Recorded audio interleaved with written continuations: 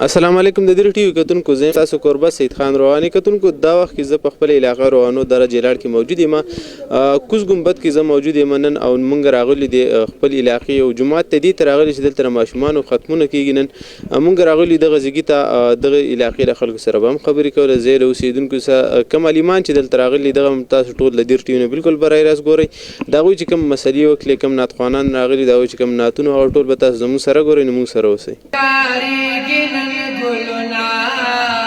دیر مبارک شے دا قرآن کلیم ختمنا دیر مبارک شے دا قرآن کلیم ختمنا کل کاری گنن گلنا دیر مبارک شے دا قرآن کلیم ختمنا دیر مبارک شے دا قرآن کلیم ختمنا عادل خان وقاص خان دا دین خلی پتنگان دی پمینائی یاد کړي ټول لفظونه د قرآن دی پمینائی یاد کړي ټول لفظونه د قرآن دی علی زیبلا الله ورکل مقامنا ډیر مبارک شه د قرآن کلیم ختمنا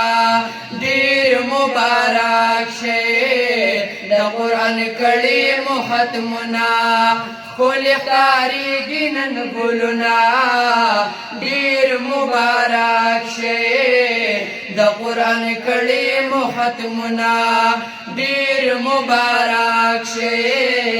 د قرآن کلیم ختمنا علم زیب و بشان زیبلا اللہ ورکلو عظمتو حاصل شولو بصیر اللہ تدیر لو سعادتو حاصل شولو بصیر اللہ تدیر لو سعادتو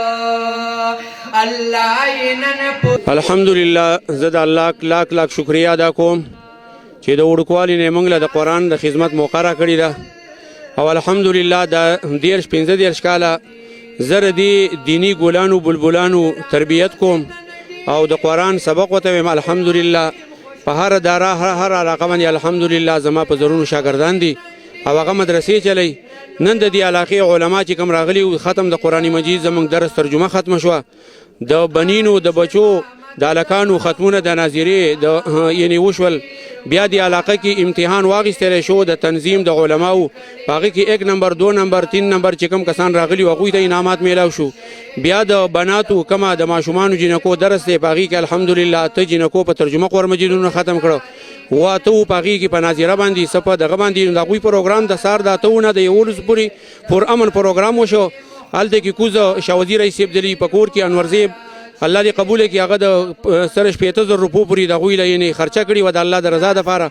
او بیا په ماسپښین د جمعې د مانځه نه مخکې د 12 نه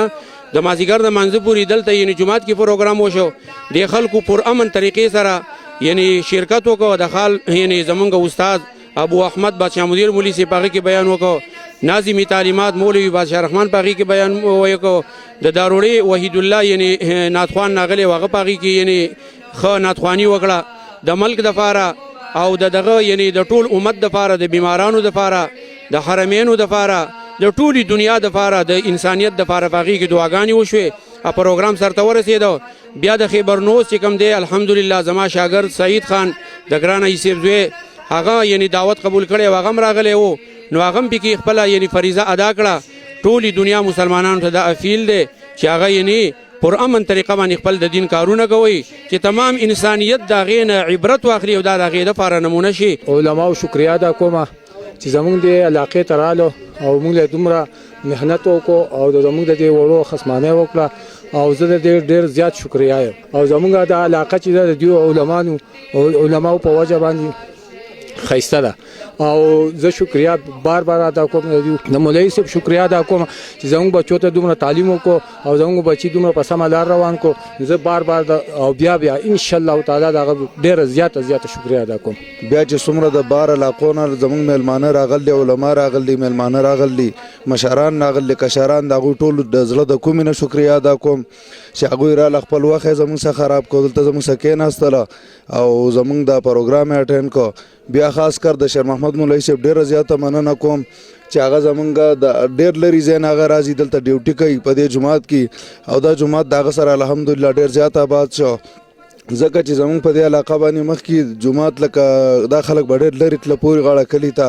نو اوس چې دا جومات آباد شوی الحمدلله وړو تعلیمونه وکړو قرآن مجید یې ختم کړو اوس یې دغه شان پسې په ترجمه باندې قرآن مجیدونه ختم کړل نو الحمدلله په دې باندې موږ د الله نه ډېر راضي یو. زه د ټولو ملګرو شکریا ادا کوم او د کیمرامین او د سعید بھائی زه ډېر شکریا ادا کوم چې زموږ سره دې کې راغله زموږ سره خپل ټایم خراب کړو